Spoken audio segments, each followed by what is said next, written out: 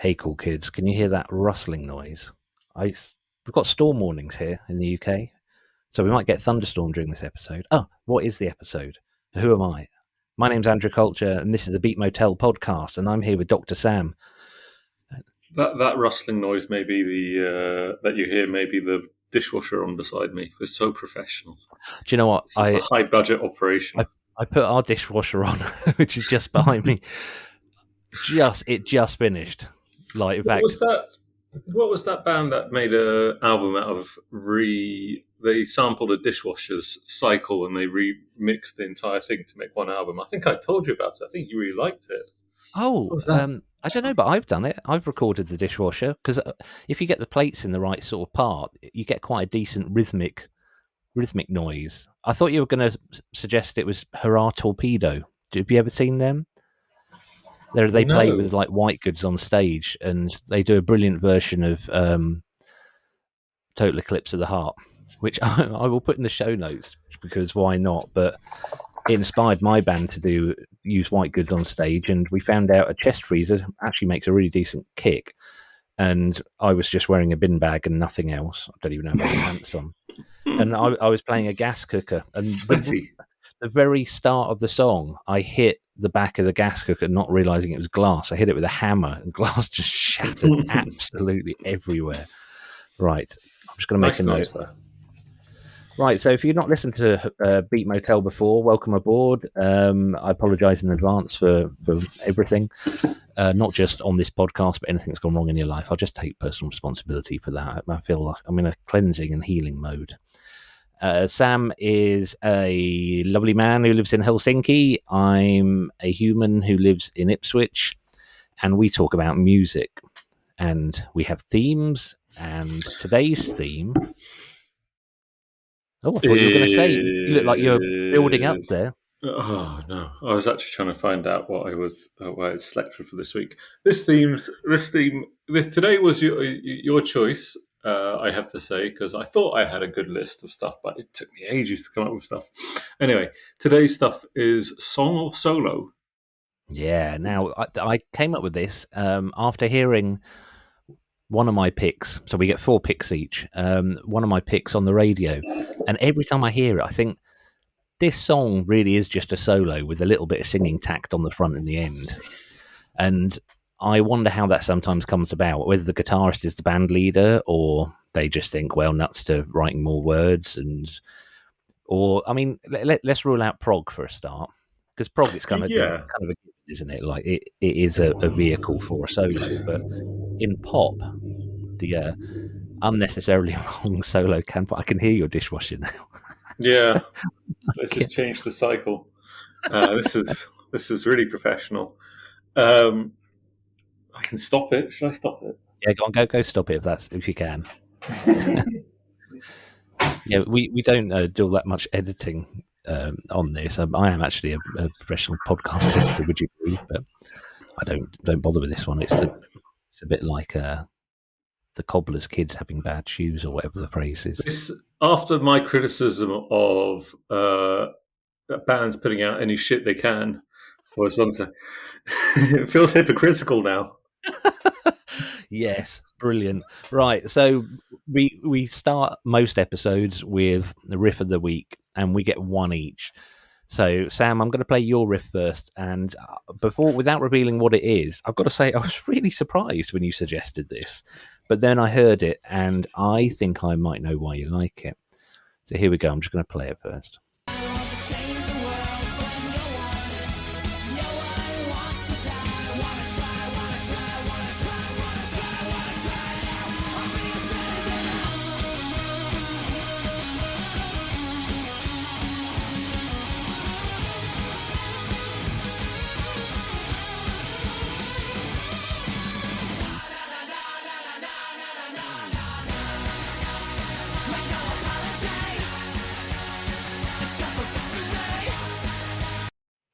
So who was that, Sam? That was My Chemical Romance with the song Na Na Na Na Na Na Na Na Na Na Na Na. Did you read the number of nars off a piece of paper there? Yes. I mean, more accurate, it's na na na bracket open brackets na na na na na na na na na close brackets. We've got to get it right.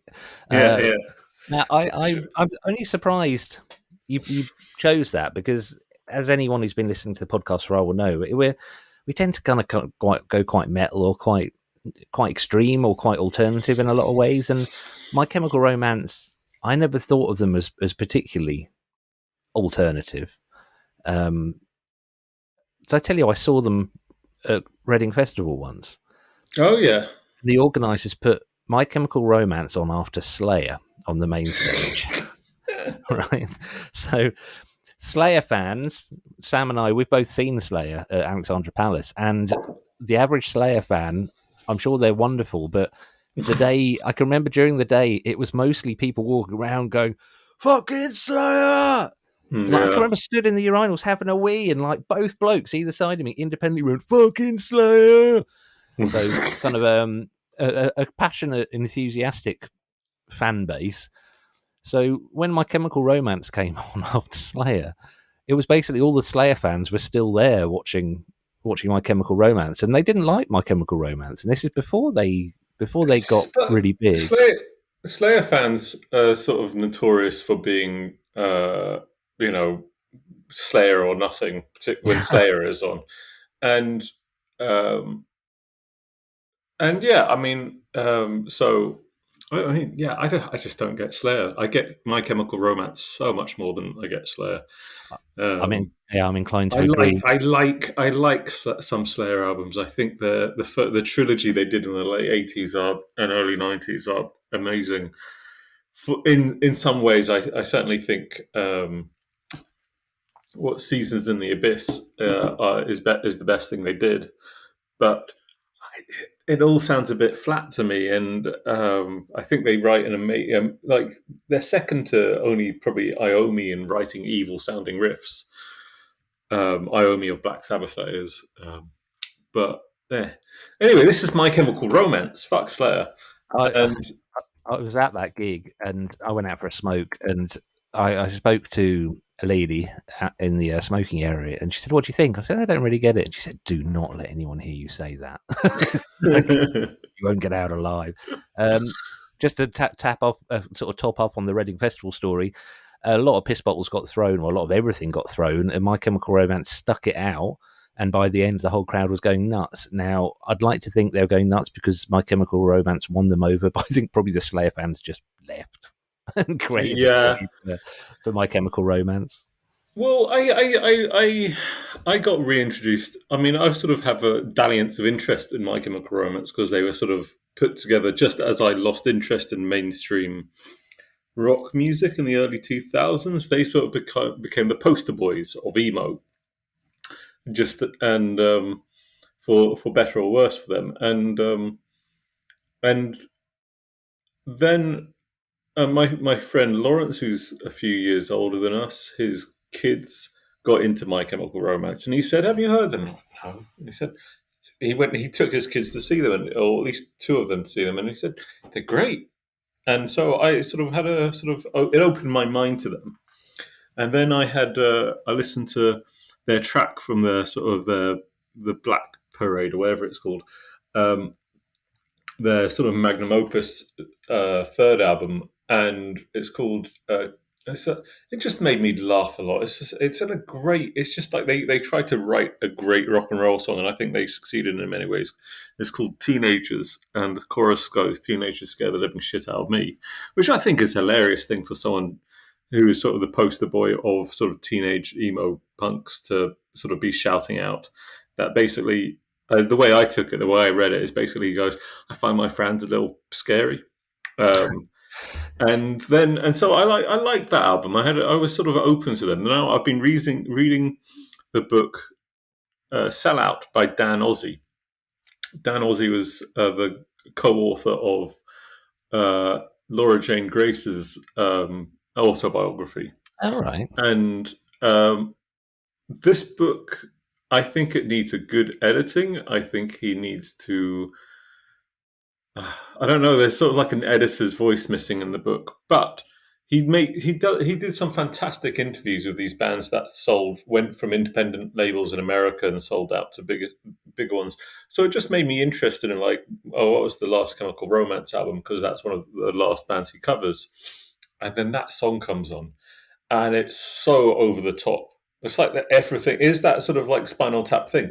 If we're going to do sort of a big pop song, we're going to do it so over the top that it's just going to be absolutely ridiculous. And yeah, the guitar solo reminds me of, they're making so many references to Queen in that guitar solo. Yeah. But the fact that the guitar solo is also just the chorus backing vocals, na na na, is hilarious as well. But it's done so well. I mean, they wrote a fucking tune and they hammered it home again and again and again, and you don't get sick of it. It's really annoying, I imagine, if you're like the parent of a kid who likes My Chemical Romance, because that's all you fucking hear. But it's in isolation, it's brilliant.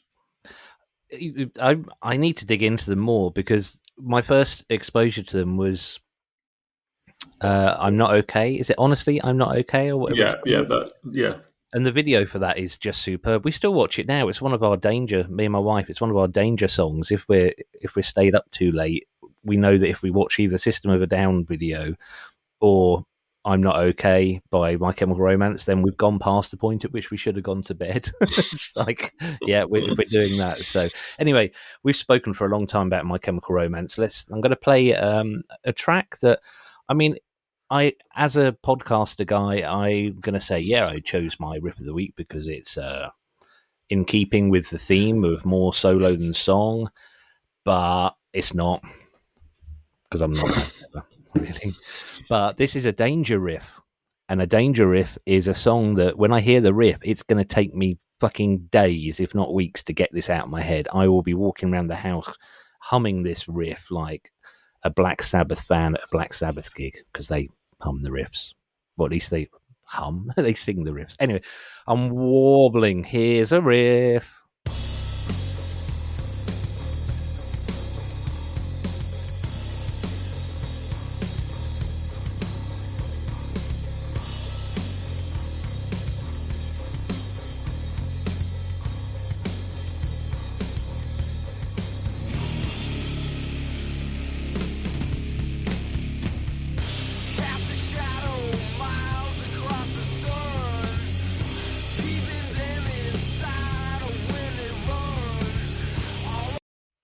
Can you name the band? I'm still bobbing my head. No. Oh, I thought you were saying yes. You were nodding. I can. I mean, is it something along the lines of? I don't really listen to Caius, but Caius. I got into them after discovering Caius. It's Fu Manchu.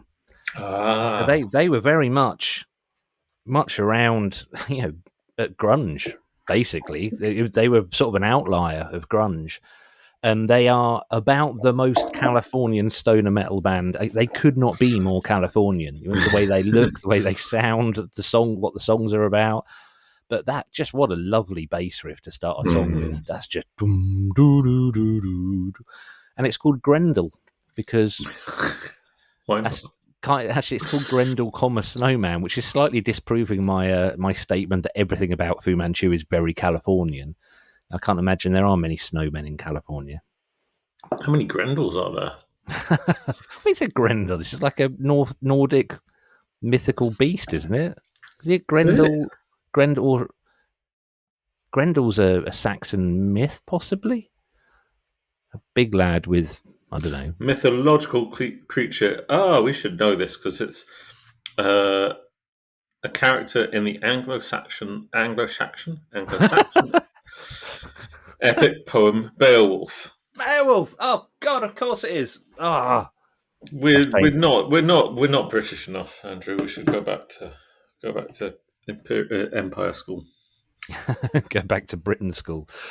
Right, so that's cool. That's riff of the week. So we ought to crack on with the more solo than song. I'm going to start with one of yours, and this is I'm going to introduce it because I don't know why.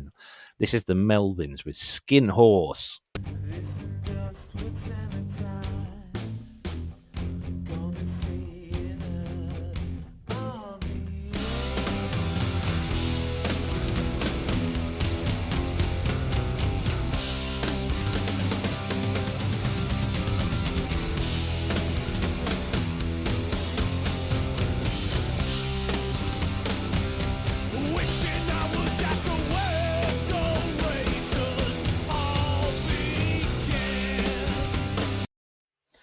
I think the drums were playing a constant drum solo there as well. Well, no, that's the point. That's Ah, the is that a song or is that a solo?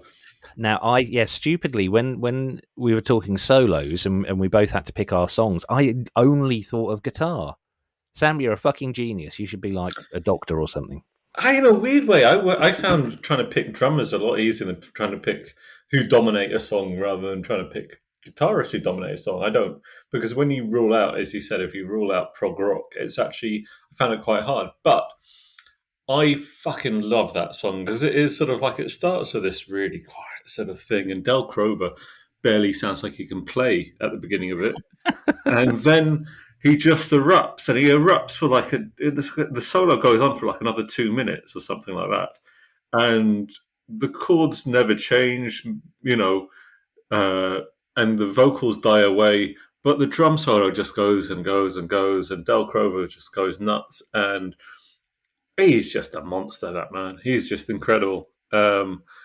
And I hope he's. I saw he's on the Instagrams that he was doing better.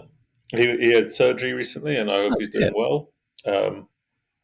And it was just the first song that came to my mind that where an instrument completely dominated over the rest of the song.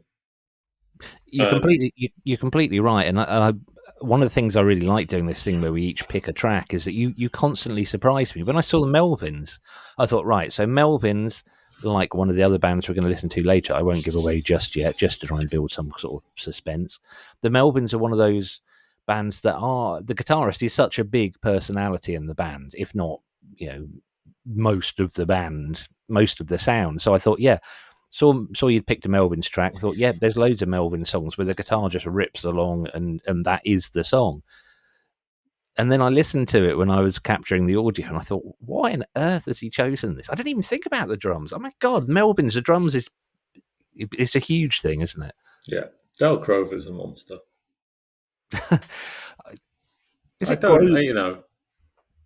So is that him by himself, or is that a Melvins flavour with the two drummers?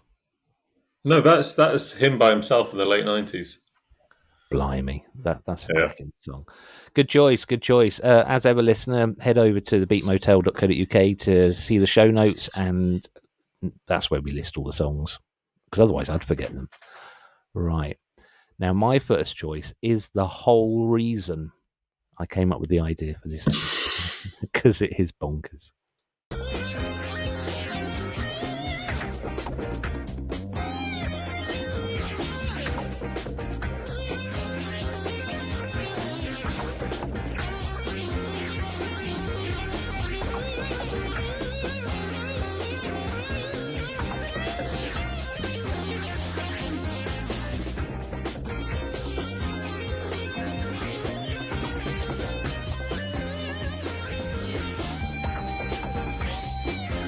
Doesn't go anywhere really. So that's the Isley Brothers with "Who's That Lady," and that song is like 90% guitar solo. It really is. There's very little else in that song, and it that's a pop song. That's not prog. That is pop, pop, pop, pop. And I don't know why that solo is so long, but it is. Yeah, but that's the question about a lot of them. Which we were not going to answer. We're not that kind of podcast. We're just going to leave that hanging. Let's send emails to these people. Why is the solo song long? It goes on a bit. I was wondering if because it's mid-70s, whether it's just cocaine is the answer. Well, I mean that's a fair point. It has some sonic similarities to the well-known cocaine bands of the day. Which they probably were one, and it was flowing freely, it would seem, if that sound is anything to go with it. Who are you thinking of? Doobie Brothers or Fleetwood Mac? I'm thinking of Carlos Santana, actually. Really? There's a Latin vibe to the backing a bit. That's interesting you say that. I don't want to offend anybody who likes actual Latin music, but there's sort of like maybe a white Latin aspect to it. Wow. Right. Let's be offensive. I'm crossing borders. I apologize to everybody. Sorry. I'm saying sorry for everything as well. Sorry, guys. Just sorry for everything, all war, Yeah. natural disasters. So maybe I'll turn the dishwasher on again. Right, let's move on to your another act that I know you love, but I was very surprised you chose because I absolutely wouldn't think of them as being a band that does anything long or anything kind of. Anyway, here we go. Well, they didn't do anything wrong.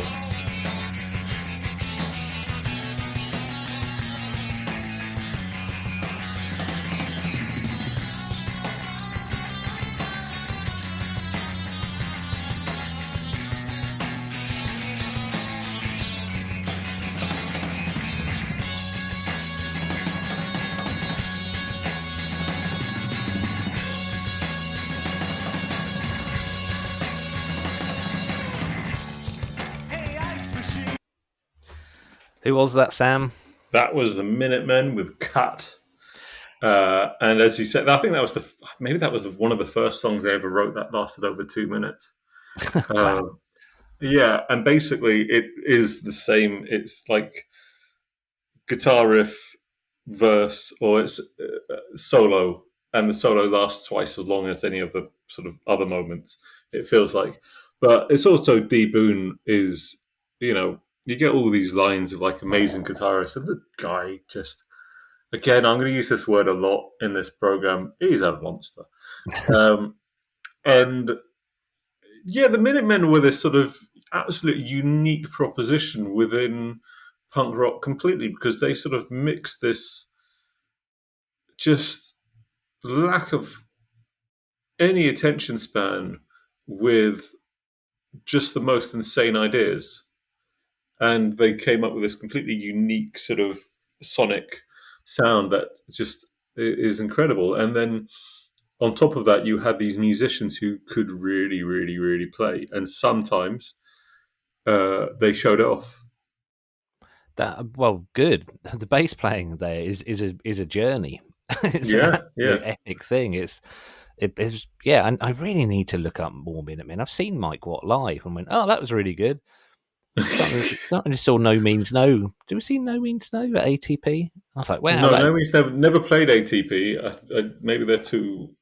I don't know. They never became darlings of the counterculture, like Mike Watt became in a way. I love Mike Watt, and he just seems I like think a decent human being as well. He is, and I think in a weird way because he was attached to that SST thing, and he kept ploughing on, and because he's always been experimental, he's sort of been revived. SST was the label run by Black Flag. What? Was it not? No, I'm getting so confused.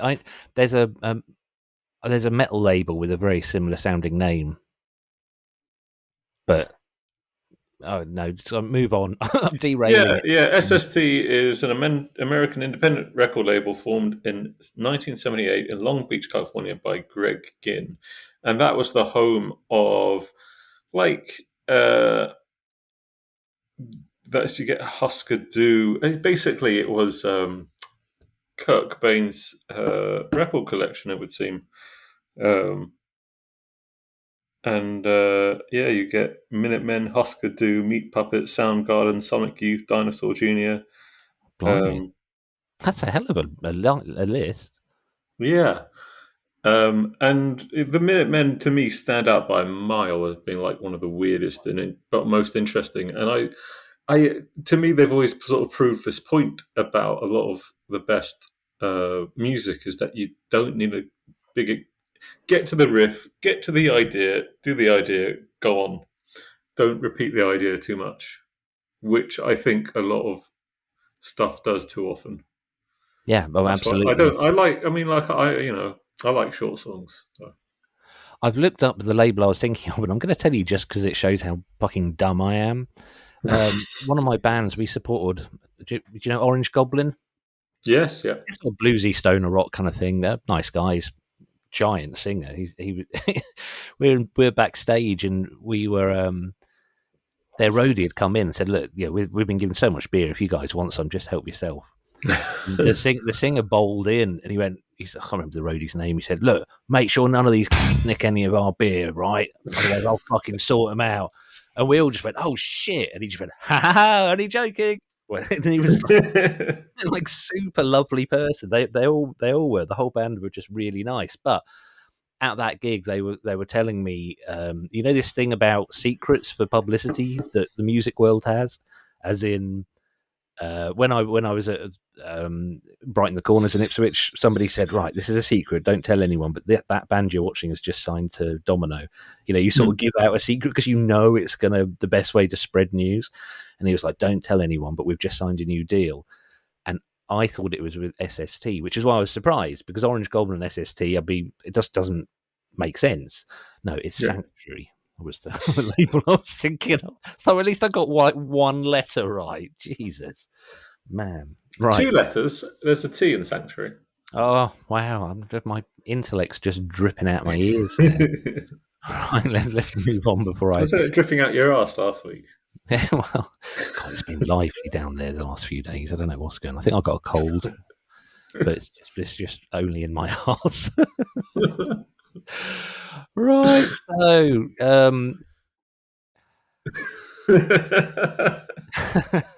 I was thinking, for the next choice, we're talking about kind of one instrument being dominant, or a solo being dominant, or a band member just really asserting himself. And I was having a thought: what songs have solos that just have nothing to do with the main song? You know, you get a song. That's a good one. Yes, you get a song, and then halfway through, the song absolutely changes, and the rest of the song's a big long solo.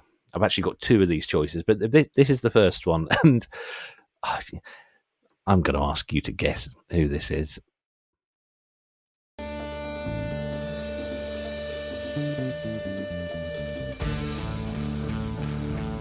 I think you'll get it, to be honest.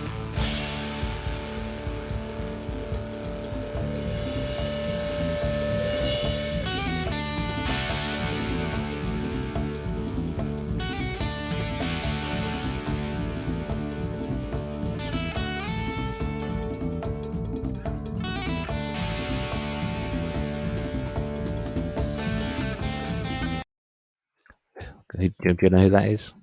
No. It sounds very 60s. 1970. It's Santana with Black Magic Woman. And the actual song is "Got a Black Magic Woman." Do, do, do, do. But it's no relation to that solo at all. But my dad really liked Santana. Well, he probably still does. So we heard that. I'm sorry. I heard that. So, I think like 60s and 70s Santana I really like.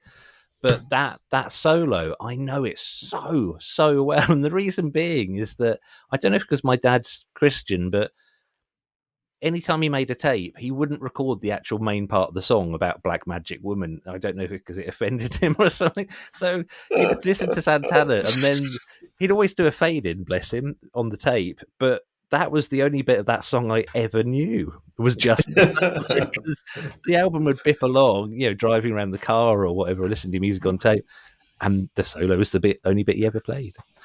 There you go. That's my example of the end of the song just being a solo, just for the hell of it. That's fascinating. I mean, like, that's fascinating. There's like, that's an interesting sort of aspect of like how you coming to a piece of music change. You know, the medium that you come to changes how you relate to it. Oh man, that's a hell of a topic, that is. And you know, it's an amazing thing to think that your dad liked Santana enough to record only the solo, though, not the rest of the song. Because there are, thinking about like solos that have tagged on, there are like Black Sabbath. That felt, when I first started listening to Black Sabbath, it felt like Black Sabbath did that quite a lot. Going, we're going to do this really slow, ponderous riff.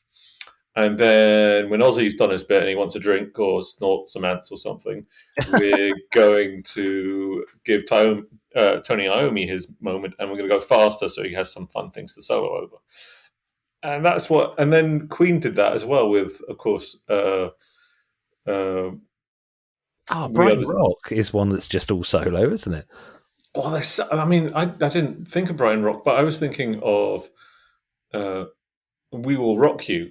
It's like it's. I don't think the drums are even there necessarily at the beginning. It's all like foot stomps and claps, if the movie's to be believed, and vocals, and then all of a sudden, Brian May does a solo finish. It does. You're completely right. It's like he was late to the studio and he just walked in halfway through the song and went, "Oh shit, you need guitar, don't you?" Yeah, and it's sort of like, okay, I know the song needed rounding out a little bit, but it didn't really need a solo. Which is, yeah, it's. I would say structurally, "We Will Rock You" is one of the weaker parts of the Queen big song catalog, but it's still amazing. I'm sure they still were able to buy themselves a few chocolate Yeah, bars with the proceeds of that. yeah, it's amazing they're not that fat. Really. I know, so much chocolate. Right. The next band, I can never see this band's name written down without hearing it said in a northern accent. So, who have we offended so far today? All white people, all Latino people. Let's go for northerners as well. This is a Super Junky Monkey. It's kind of Newcastle, I suppose. Super Junky Monkey. It's okay. They're Japanese, so you're insulting them as well. Brilliant. I see, like equal opportunities insulter. Yeah. Not going to leave anybody out. Right. So this is Super Junky Monkey with. I know why now. It's because there's chocolate called Chunky Monkey. I think it's Ben and Jerry's. Oh. It's a terrifying insight into the way my mind works. But this is Sam's next choice, and it's a song called Telepathy.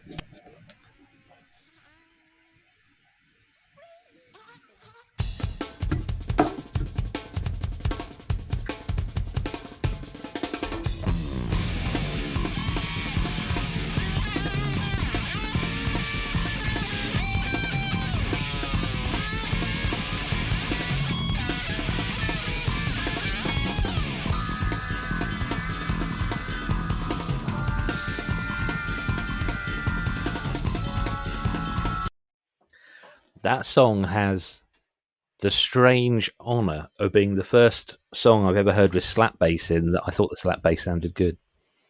I could do a whole episode about Super Junky Monkey. I'm absolutely. They were for a while. I would say they were my favorite band. And Kiko is the guitarist who you can hear play. And this is their third album. I think it was from their third album, which is called Parasitic People. And the guitar sort of dominates that song, but that song's it feels like frankly, that song's great, but it also feels like a bit of a filler. But it also just has these astoundingly cool instrumental moments that make it worthwhile listening to. And Super Junky Monkey were a band mid 90s or sort of 90s funk, hardcore, rapping noise band from Japan, and all female, which shouldn't be an issue, but it was sort of, there is an aspect to that being a point, and they could play, and yeah, and it's just cool. That solo really just kicks you in the face. That's brilliant. I mean, say part of the reason we do this podcast is just to share music with each other as much as anything else. And you have played them before, and there's something. And I will play them again. Good. There's something so thick and enriching about Super Junky Monkey. It's like if other bands like that, especially the hardcore mixed with rap thing, which is just like putting jalapenos in a trifle. It's just like, I like both of those things, but I'm not sure I want them together. But I mean, I think when they did it more on their second album, their third album rather than their second. It was it got incorporated as they went weirder, as they went more experimental, and in that way it works really well, because it is sort of like them. It has the sound of them trying really sort of different things rather than incorporating rap, possibly because they thought it would sell more records. I want to play the start of that track again, and I want to pay attention, really pay attention this time to the guitar. I was, but it's like a tapestry because it is. Doesn't sound like there's tons of overdubs, but it's just bass, drums, and guitar. But I want to pay attention to the solo. It's a horrible kind of at the beginning there, but shit, what do you want? Professionalism.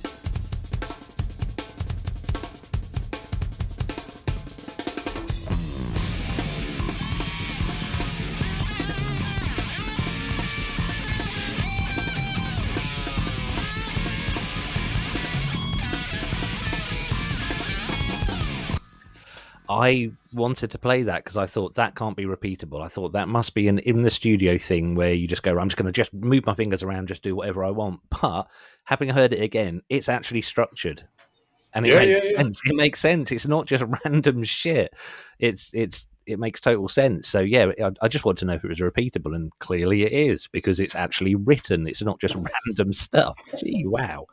Yeah, that's pretty amazing. Right. So on to my next. Oh, I went all late night radio voice there. On to my next. Now this actually is a northern band, and this is another example of. Well, can you say their name in a southern accent? That is also insulting to the southern. Oh man, let me see if I can say their name in a Suffolk accent. Stone Rowers. Stone Rower. Suffolk adds extra vowels. Where there doesn't need to be, or syllables rather.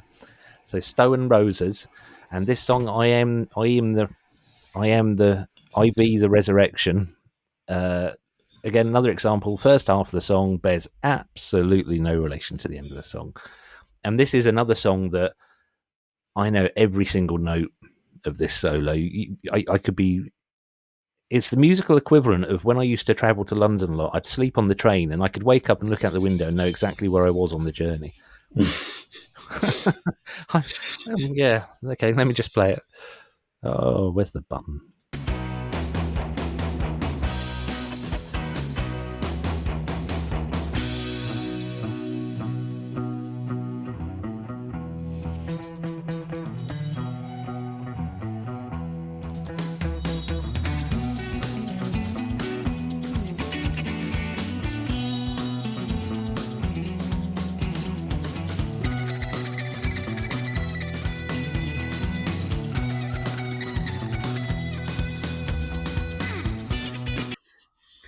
It's kind of difficult hearing that stop because I just. Oh, wait, yeah. So my question. I've never heard that before. My question is, how long does that solo go on for? Oh, it's about. But no, it's not. It's not too bad. It's about 3 or 4 minutes, I think. Because to me, that sounds like the point where you start to fade out the track. Oh God. I really want to play you another bit of it because the end of the track, as it fades out, another song starts, or like a completely different guitar. That the Stone Roses are hit and miss, and I'm really cognizant of the fact that if people weren't into them in the late 80s, early 90s, and you became exposed to them at any other time after that, it's such a mixed bag. I mean, the second album when it came out, we literally just laughed at it. It made us very sad. The later stuff that they did, they came back a few years ago and sort of had a go at it, and they were just it was just a pastiche of stuff they'd done before. The very early 80s stuff is just garage rock, and it's kind of quite cool. But that song, I Am the Resurrection, the actual song it's a bit thoughtless. I don't think that much of it, but that solo is so good. And the next 2 singles after that, which were Fool's Gold and One Love, they released in 7-inch and 12-inch versions. This is a proper 80s, 90s thing. And the 12-inch versions of Fool's Gold, they actually called it Fool's Gold 947, I think. It's brilliant. It's really good. Go on, you've got your hand. Please, sir. For those of us who are not as educated, what do you mean by the 12-inch version? And don't just slip it in. Tell us what's coming. I won't just slip in my 12-inch. Oh dear. Right. So there was. I think it is a way of getting things higher up the chart or making more money. So the rules were different about how your sales were counted back then. So if you were a band, you'd release your single on cassette and vinyl, so 7-inch and cassette, and there'd be no real reason for fans to buy both unless they were like really completist. So 12-inch versions were always longer versions of songs, and honestly, I think it. So then you had a reason to buy both versions, or you'd buy the 12-inch version because it'd be a lot more expensive. I mean, 12 inches when I was a teenager were probably £4.50 to a fiver.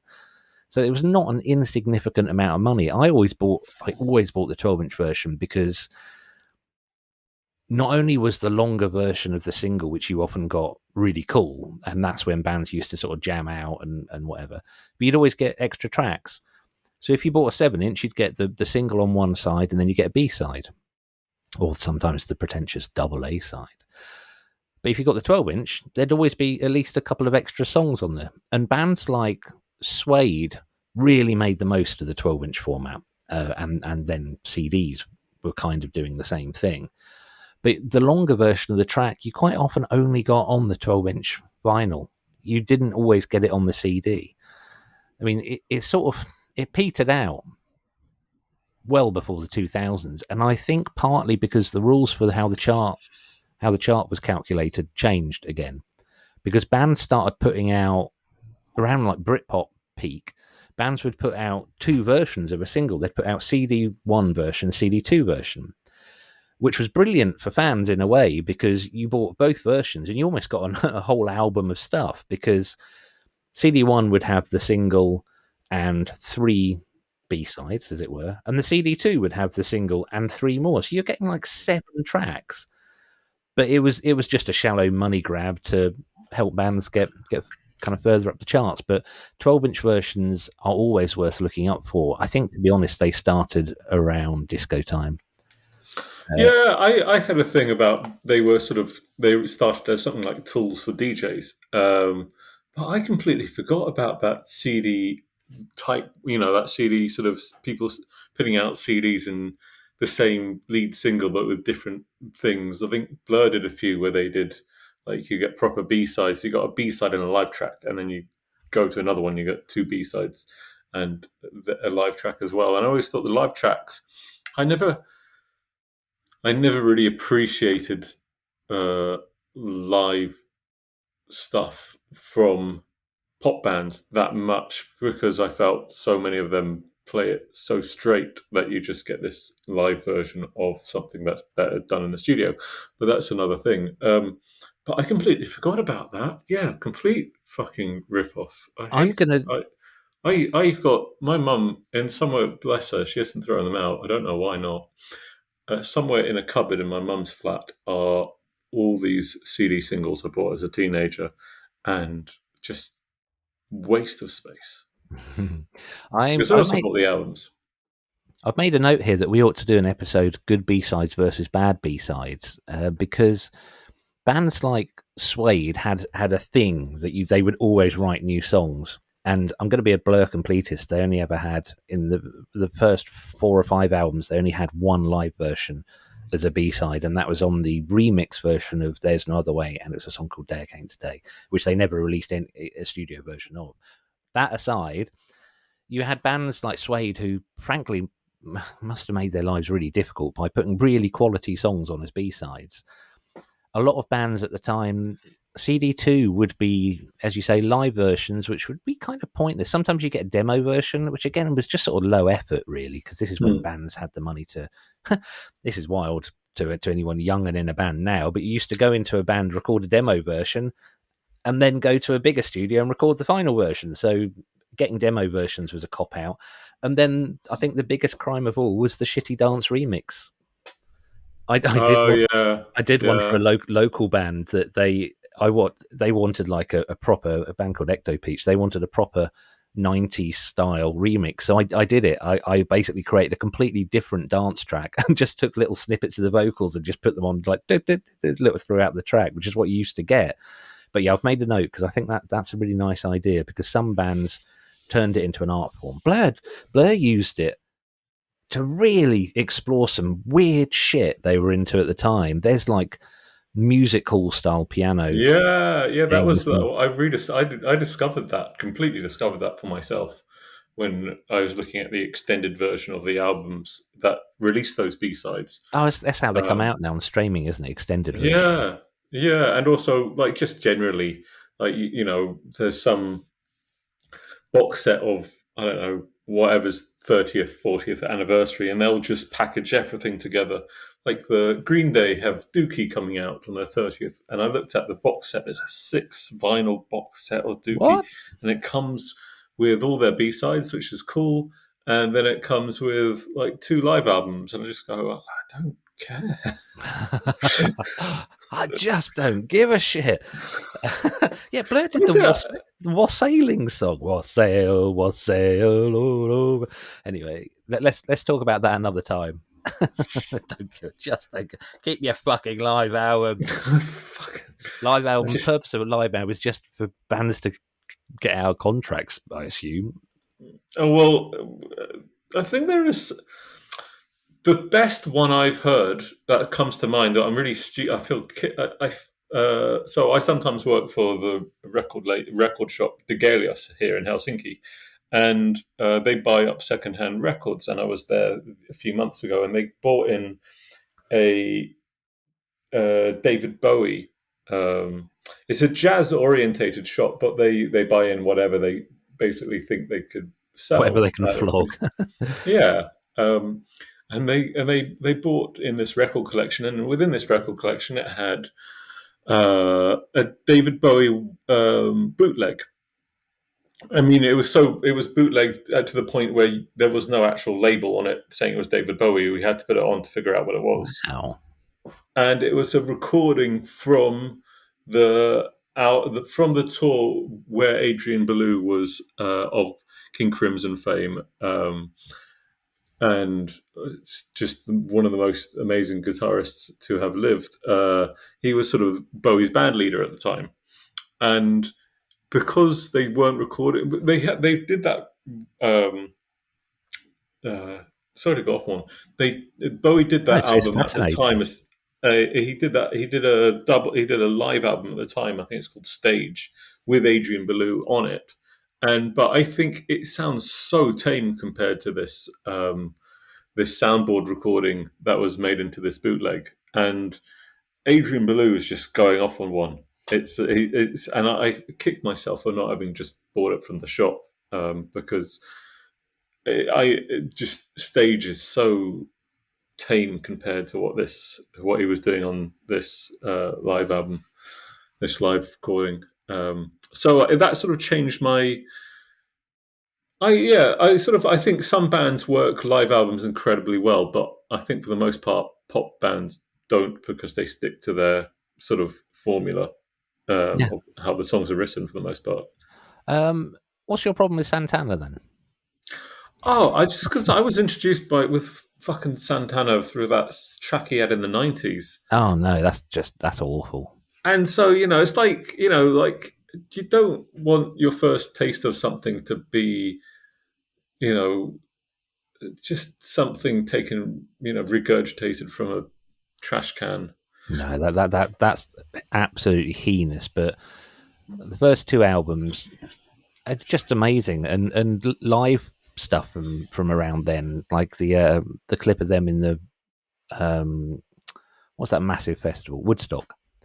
It's good music, and I'm fascinated by it because it was so Latin American, and there was nothing else has survived that I know of since then. But even at the time, to have a Latin American kind of freak out band as a big project, a big selling album, a big selling band, I just think it's fascinating. Anyway, let's move on to your final choice, and it is. Do you want to tell us what it is? It is Dinosaur Jr. It doesn't really matter what track it is, but the track is called What Else Is New. I think, right. Okay, yeah, I'm going to press play. Hang on.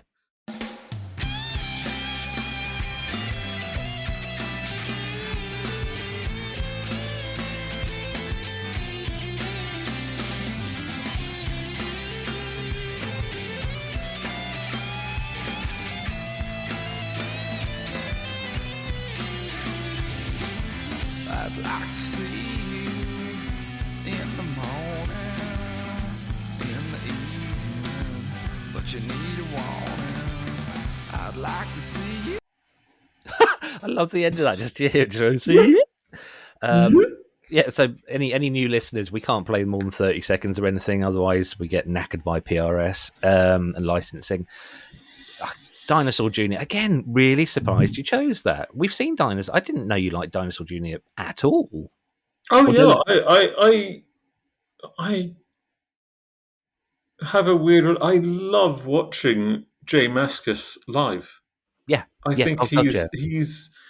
I think he just sort of transports you to a place where guitars. He is a fucking amazing guitar player, and he has that power to just transport you to that guitar solo land. And my conclusion after seeing him sing Dinosaur Jr. live a few times has basically been, and trying to listen to the albums, I've got one or two of them, is going, I don't really care about the songs. I love his solos.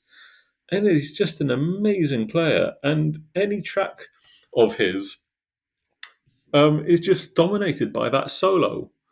Um, and so it's sort of, yeah, there's a song there, and there's actually a proper pop song there, and it's a nice song, but the solo is something else. And I found this, and I was sort of torn between. There was another band that I thought about this, and maybe I should have gone for them because, you know, they're more current in a way. But Screaming Females, uh, their guitarist singer, whose name I have lost in my head, and I shall retrieve from the internet. Uh, She is an amazing guitar player, and she does the same sort of thing as they're the same sort of prospect in a way as Dinosaur Jr. because they have a pretty solid bass and drums. The vocals are okay.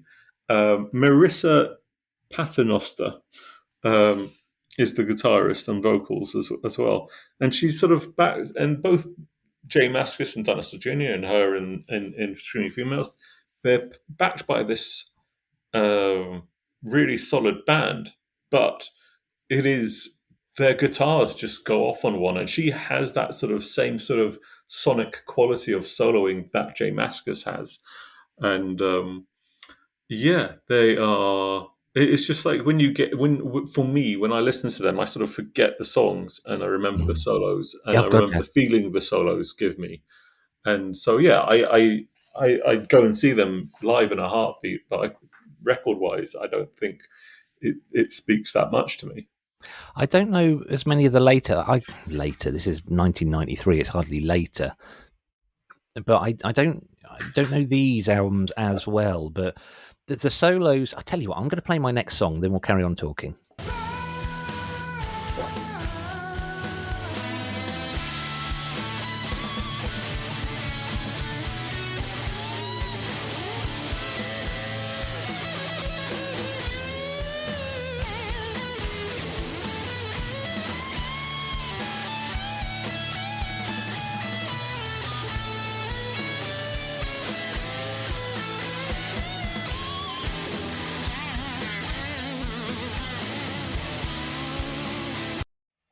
I mean, So the dude wails. So that's Start Chopping by Dinosaur Jr. Yeah. I've got that on 12-inch. Sadly, it's not a 12-inch version, but I'm not sure you need to. Not sure you need a 12-inch version with Dinosaur Jr. But yeah, that I know that's another song. I know every single fucking note of that, and it's just I love the way he plays because it's not widdly widdly. In fact, I don't think there is any widdly widdly in any Dinosaur Jr. It's just a journey. That's the only way I can think to describe it. And Did you know he and Mike Watt did a version of Maggot Brain, the Eddie Hazel solo piece that wow, made really? Funkadelic's first. Yeah, he did a version of that, and it's sort of like, why is that why is it released under Mike Watt's name? But yeah, it's like if there's ever been like a person who should do their own version of Maggot Brain, I think Jay Mascis is sort of up there and deserving it. I only heard Maggot Brain for the first time a couple of days ago. Six Music, BBC Six Music, on the Sunday has various people like Iggy Pop doing a show, and I heard this song. I was like, "What is this? It doesn't sound like anything I've ever heard, and I couldn't place it, and I resisted the urge to use Shazam to figure it out. We got speakers throughout our entire house, so I could hear it while I was having a wee or whatever. And when I was told it was Funkadelic, I was like, really? Oh, sorry, did you say Funkadelic or Parliament? It's Funkadelic. It's really early Funkadelic, but they have this amazing guitarist called Eddie Hazel. And I did spend quite a lot of time when I was trying to make my list this week, trying to find a song where Eddie Hazel, which wasn't Maggot Brain, because I thought Maggot Brain, there's a few tracks that I thought were a bit too obvious. It was Maggot Brain and Hangar 18 by Megadeth, which is basically, Hangar 18 of Megadeth is basically 2 minutes of a thrash metal song, and then another 5 minutes or something like that of just people trading solos, including the amazing Marty Friedman. And you can tell the ones that Marty Friedman does, Friedman does, because they just sound less chromatic. No offense, David Mustaine. But Eddie Hazel, just and also I think you can't talk about Maggot Brain without talking about apparently the production notes George Clinton gave Eddie Hazel, which go that he said play the solo in two halves, something like the first half is play like your mother's dying, and then the second half is play like she's been given some medicine and she's going to survive. And I think that also, we have to remember that they probably off their faces and LSD at the time. There is an element of the psychedelic without a shadow of a doubt. Yeah. We're running out of time, unfortunately, but I want to listen to I'm going to listen to the whole of that. The Dinosaur Jr. album that we both independently picked a track off. It's the one without, I want to say Lou Barlow. And what's the name of the bassist? That doesn't matter. But Dave. I think Dave. What's Lou Barlow? Anyway, I know what's Lou Barlow. Do you know? I'm going to have to look that up now because that's going to bother me. But that's one where they had become Jay Mascis's band. It was his band entirely. When they started, it was a band. Right, Lou Barlow, American musician. Yeah, bassist of. Yeah, God, I was right. I did a music knowledge thing and was right. We ought to quit here because I'm not going to top that. So I'm going to say, please subscribe, please rate. We want to get this podcast out to more people's ears. And I'm going to start asking you lovely listeners to contact us. You can email us at beatmotel@lawsy.com. That's beatmotel@lawsie.com. We want your feedback there. If you're listening to this on Spotify, there are questions and answers that pop up while you're listening that we'd like you to get involved with. We want some interaction. Please tell your friends. Don't keep us a secret. I also would like to contribute that we got through an entire episode without anything that would be over. You could claim that this is an entire episode without any metal. Oh wow, we did! God, well done, Sam. Well done, Andrew. We managed not to play any metal. Like with our protestations, we're not a metal podcast. We've gone on about metal. You talked about Megadeth. I talked about Megadeth. I mean, you can't. Yeah, Hangar 18 is a ridiculous song, but I tried to avoid things that I felt were too obvious. Fair point. Right. Well, thank you very much, listener. Look forward to seeing you the next time. Thank that's you, all Andrew. I've got to say. You got anything you want to say? No, never. No.